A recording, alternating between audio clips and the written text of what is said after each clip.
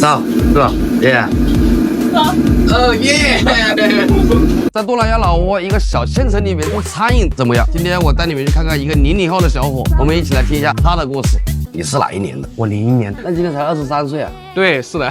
当初你怎么想着来老挝这边的？我们邵东人宁肯自己做老板，5000块钱也不愿意打工1万块钱，宁肯自己辛苦一点。来了这边之后，发现老挝这个地方餐饮不是很成熟，然后我就想着来老挝这边来尝试一下。当时为什么选择做餐饮这个行业？因为读书的时候不努力，但是小时候又在家里经常喜欢做饭吃嘛，然后我爸妈就看到我好像对于做饭这一块比较热爱，所以我就选择了厨师这一行。你在国内也是做厨师的？做了6年。你23岁做厨师做了6年？对呀、我初中一毕业我就干厨师了。跟着师傅一起干厨师的，师傅带着我。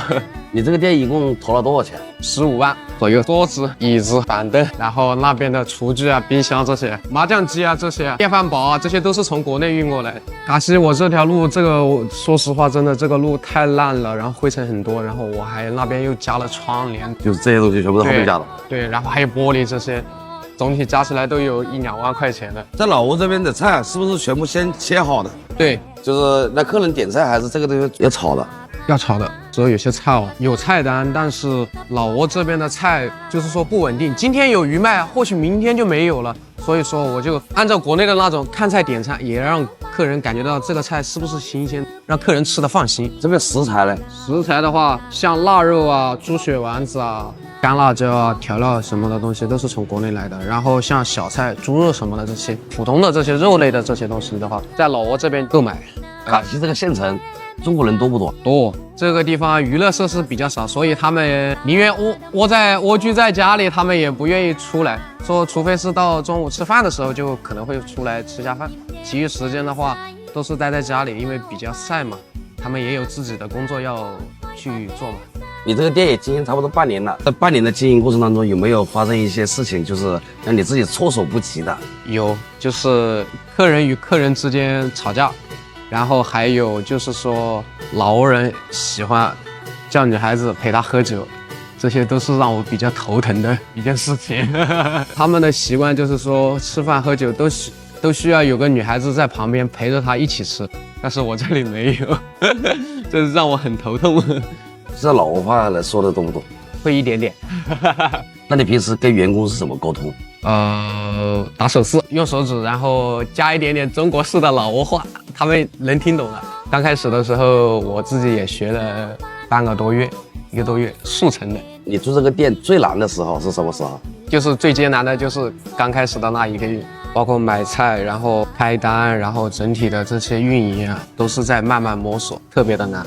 什么事情都是自己一个人孤军奋战。现在店里面请了多少人？3个，还有1个正在路上，马上要过来了。就4个人，加你一个5个。对，忙得过来吗？这么店？以前刚开始的时候忙不赢，现在呢摸索清楚了，老挝人他也能听得懂我们的中国话，我也能听得懂老挝话的。现在我们沟通起来真的是很简单了，我跟他指一下，打个手势，他就知道了。其实老挝的女孩子很聪明的，很勤奋的，也不是说像大家说的那样很懒什么，也有好的女孩子。很多中国人来这边创业，就会选择老挝的一些大城市，比如南布拉邦、万象、万隆这些地方去走。你为什么会选择嘎西这个小地方呢？这边成本稍微要低一点，万荣跟南布拉邦成本稍微要偏高一点。对于我来说，可能说我的压力会小一点，所以我选择了嘎西。试错成本比较低。对，你当时开这个店的时候，接下来的时候就是这样子，还是重新装修过？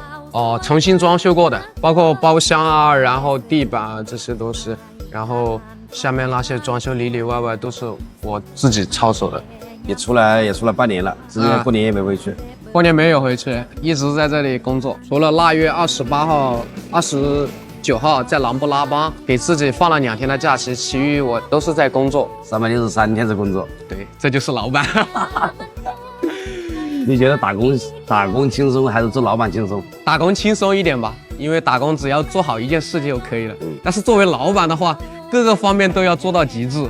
以前是员工的话，我只要把菜炒好了就可以了。但是作为老板的话，客人反映这个菜不好吃，然后菜品的分量，然后这个东西都需要我我去摸索，然后另外客人需要订餐什么的，想吃各种那种山珍海味的，我也需要去改进去了解。所以说，老板真的比员工要累那么一点点，顾虑也很多。想不想家？想，特别想，无时无刻不想回家，想我的外婆，还有我的奶奶、我的爷爷。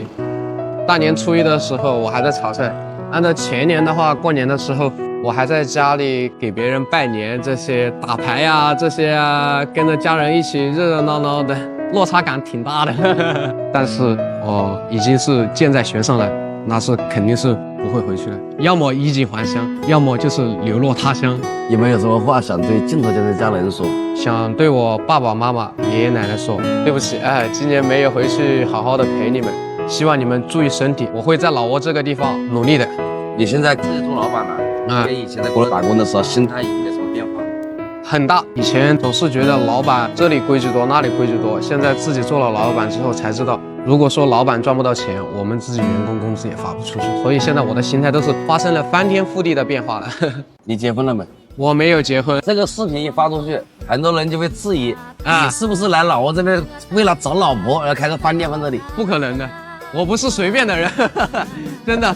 我去酒吧里面玩的时候，当地的嘎西这边的女孩子，有些女孩子知道我在这里开了一个饭店，她们都说很喜欢我，但是，我可能说中国人的文化和思想跟老挝人的文化思想可能不一样，所以说是不会和他们在一起的。可能说家里也会不太愿意我和老挝人相处在一起，就是不能接受异国的婚姻。哦，对，我家里人是这么。我看你店里面的员工都是女孩子。是啊，老挝的男孩子稍微有一点工作能力的话，有一点偏懒，然后反应能力还没有女孩子快。你这边房租一年是多少钱？3万5。那这边请工人的工资怎么样？300万到450万之间吧。我的员工都很勤快，他做得好，我给他个350万一个月的话，他们也很满足了。所以说，员工在这里很辛苦的给我工作，又给我操心这么多事情，我宁愿多给一点给我员工，让他们生活质量上升一点，提高一点。如果说在老挝人的饭店里面工作的话，可能就150万到250万之间。现在猪肉差不多都要个8、9万1公斤，那点工资的话都不够自己生活的150万，真的一个月。你这边员工是包吃包住吗？包吃住的话，他们这里离家很近，所以的话，他们自己晚上开车回去的。你爸爸妈妈有没有来过这边？我爸爸来过，开业半个月的时候，他过来帮我在这里帮忙了1个星期，因为他担心我嘛，他觉得有些地方就是说没有他们老练一点，所以说他想指导我一下这个东西该怎么运营。因为我刚开始的时候，我的思想还局限于是员工的心态，他是自己有过经营，有个小店在中国，所以他就过来指导我一下，要怎么成为一个合格的老板，一个经营者。1、2、3。